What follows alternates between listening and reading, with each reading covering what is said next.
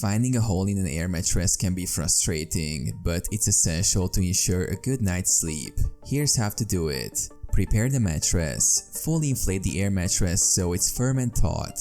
This will make it easier to locate the leak. Listen carefully. Put your ear close to the mattress surface and listen for the sound of escaping air. Move slowly across the mattress, paying attention to any hissing or whistling sounds. Feel for air. Use the back of your hand to gently pass over the mattress's surface. You may feel a cool breeze of air coming from the hole. Submerge in water. If you can't locate the hole by sound or feel, submerge the mattress in a bathtub filled with water. Slowly move the mattress around and watch for bubbles rising from the leak. Mark the spot with a piece of tape or a dry erase marker. Check the valve. Ensure that the valve is tightly closed. Sometimes leaks can occur around the valve area.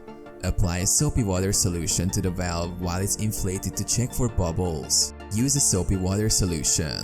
Mix a solution of water and a few drops of dishwashing soap. Apply the soapy water to the mattress's surface with a sponge or spray bottle. Look for bubbles forming at the leak point. Repair the hole. Once you've identified the hole, clean the area around it and let it dry completely. Use a patch kit designed for air mattresses to cover the hole.